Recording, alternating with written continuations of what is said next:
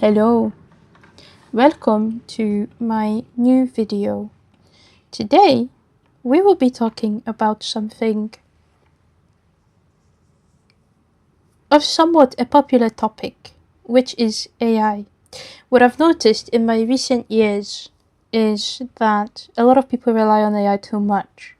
So what I caught myself doing as well is I started to let it make decisions for me, which is not very healthy as a human being because it disengages your brain, right? So this is something that we'll be talking about today. But there's something that there's many things that AI can't replicate, but there's something in particular that it really can't replicate. And that's what we'll be talking about today. So if that's something that interests you, hello, have a lovely stay, and welcome to my channel. This channel is mainly focused on me making apps and talking about tech things that interest me, this is one of the things that interested me, and I had the epiphany the other day about this, so let's get started. So as you can see, this beautiful cover on slide 1 has a robot in flames because I came to the conclusion that technology is useful, but the way that people use AI is very, very harmful to themselves and to the community around them. So let's start. First, we'll be talking about passion. So what is passion? And you guessed it right. That is the one emotion or thing that AI can't replicate. And civilizations have been built on passion. Architectures have been built on passion. Everything around us, our modern civilization, I believe, has been built on passion. What is passion? So passion is an eager interest in or admiration for an idea, proposal, or a cause. That's what passion is. That's the definition of passion amongst the other two, which is to love someone. That's passion. But there is someone that really summed it up really well, and her name is Megan Smith, and she used to work for Google. And at some point she used to work for the US administration for the president as a CTO as well. But she summed it up as, so she has an engineering background essentially, but she summed it up as innovation comes out of great human ingenuity and very personal passions. So what she's saying there is that new technology and new things come from human passions. And right now what a lot of the world is doing, what is happening, is that we are becoming passionless. People don't feel like they want to do things, they don't have purpose. And a lot of people say, oh, AI will take over jobs. It might, but it would have to be repetitive jobs, sort of like when the Industrial Revolution came in. But it won't be able to replace humans and human creations, because the strength of humans is to be creative, right? So let's move on. So this is artificial intelligence, right? So what is the definition of artificial? Something not natural, not real, made, produced, or done to seem like something natural, right? And we'll also be talking about how harmful the use of AI is becoming. It's not the AI itself, because AI itself can be used for many good things, like Photoshop, right? Photoshop can be used for a lot of good things. So that's how we should be using AI. We should be using it as a tool, not something to rely on. I've found that a lot of people rely on it too much. So that's the definition of artificial. And then intelligence. What is intelligence? Intelligence is the ability to learn, understand, and think in a logical way about things, and the ability to do this well, and that's from Oxford Dictionary. So artificial and intelligence sort of clash because how can something that is not natural or real also have the ability to learn, understand, and think well? It can't. And so we shouldn't rely on AI to make our decisions, because what does AI do? AI draws upon things that we as humans created, that we researched, that we put forth. And how did we do this? We had passion for it, so we just persevered, we just went and created things, right? So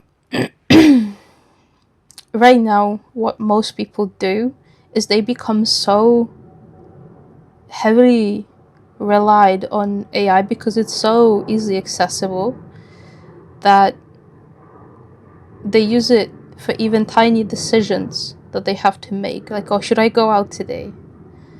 Now, that is a very dangerous place to be in, because you're disengaging your brain. You're literally turning your brain off. And why is that bad? Because it's degrading your brain. And what happens when your brain degrades? You can't think logically, and eventually you will lose the capability to make your own decisions, to make any kind of decisions, to think logically, and your brain will stop developing. And what happens then? Then you will have dementia, Alzheimer's, and other brain degenerative diseases, and it's not good for anyone. So, a lot of people use AI to assist them in essays. That's harmless, right? Because all you're doing is finding out information, summarizing it, and then rewriting it into your essay. Well, some studies, and there's sources under each of those paragraphs, found that AI-assisted essay writing noted reductions in brain connectivity, so neural pathways, ranging from 30 to 55, which is a very high percent, specifically in areas related to memory, attention, and executive function. So if someone relies on it too heavily, then they're surprised why they can't get up and do things. Well, it impairs your executive function, it impairs your memory, and it impairs your attention. And then you think, why do I doom scroll all the time? Well, it's because you most likely use a lot of AI on daily basis to solve your problems, because you can't be bothered to go and research things and spend time problem solving for yourself. Another statistic is that 83% of AI users are unable to remember key points or accurately quote the passages that they had just produced, which they just wrote, which they just asked AI to summarize for them. And that's because the brain does not go through the active process of learning and problem solving.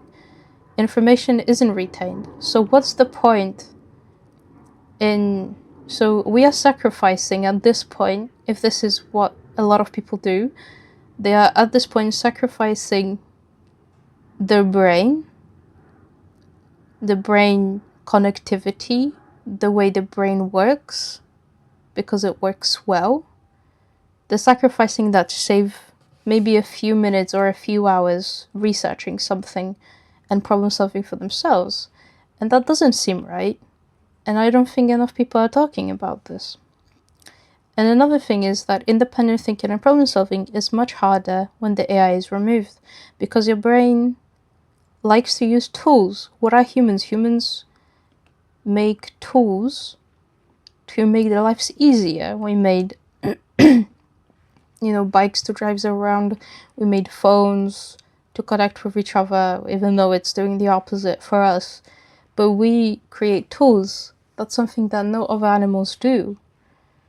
And so once we have those tools and we use those tools, we become reliant on them. It's the new way of life, right? So when you become reliant on constantly using AI for everything, your brain starts to learn that that is the way, and it stops thinking like it used to. It's the connections, because every time that you do something new, there's a connection being built to your brain, and every time you repeat that task, the connection gets stronger. So what happens when you stop exercising that neural pathway? Well, it just degenerates, it disappears. So then you're literally reversing what you've done your entire life, and you're reversing all of that, all of those connections that you've got in your brain, which is not very good. Moving on, it's almost over. Okay. And this is not to say that you shouldn't use AI, it's to say that you should use it responsibly for your own sake. We have these frameworks and restrictions put in place that, when you write essays, your university screens it to make sure that you don't use AI, but it's something that you should do yourself so that you don't degenerate your brain. Degenerate, is that the right? I hope that's the right word. So we should put frameworks in place ourselves to limit the use of it and to use it responsibly. And then another question is, how do you use it responsibly? That's for you to figure it out. I don't know. So, world without passion. So we've talked about passion. AI can't replicate passion.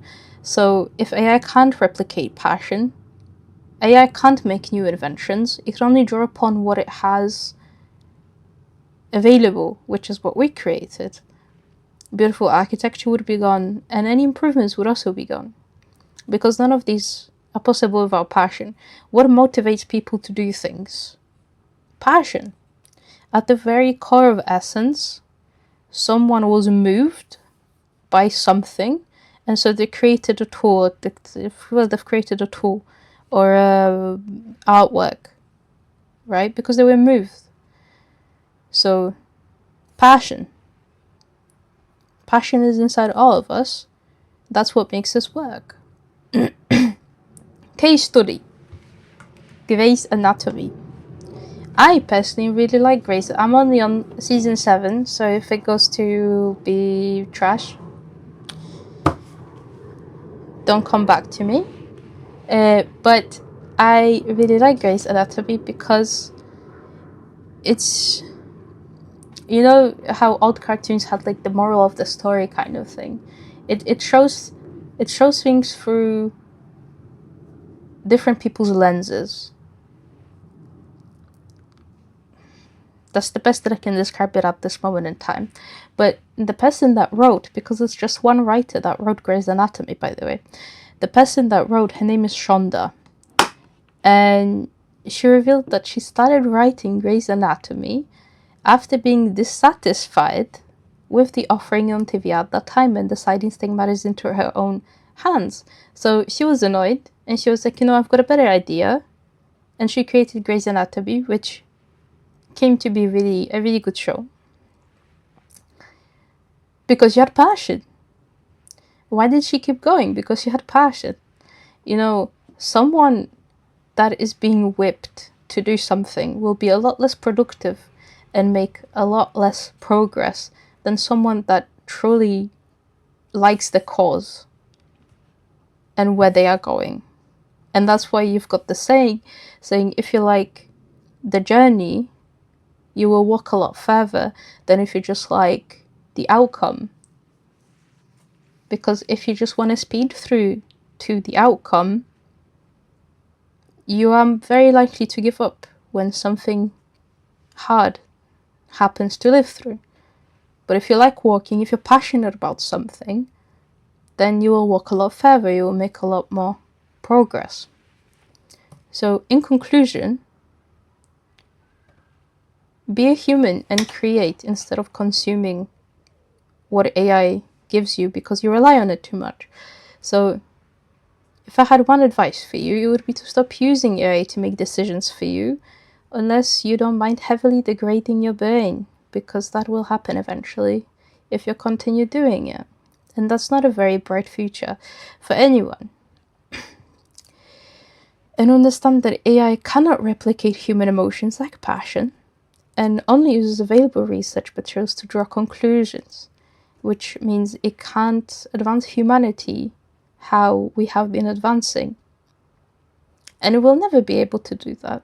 And I think people that think there will be some kind of revolution in terms of AI being so good that it replaces everyone is silly, because you can't replace a human. You can only replace it with another human when it comes to that. And if you want to help yourself, find something that you are passionate about and pursue it. Even if it's something that you think is, okay, try it. You never know. What are you passionate about? Tell me. And be a human and create. So, when it comes to me, I've recently did something very, very big. So previously on this channel, you saw ArtQuest, the bot that I've created, right, for Discord, and the app on Google Play as well. It's out now, by the way. I don't know if I published a video on that, but it's out. And recently, I've done something that might help a lot of people, which is I've created... Hold on, where is it now? I've created a web app, which... Where are we? Bang. So I've created a web app which helps people on Etsy to be organized and make money. So what I've noticed is a lot of people don't have and it's free, by the way. But what I've noticed is a lot of people are not, it's hard for them to stay organized. So what I've made is I've made this program which you can register for, and it has a sum up integration that's not yet fully functional, but it will be soon, where you create materials, you connect products to them to create a recipe, like here, and then you create a sale from that recipe. So material, build recipe, sell and sync automatically.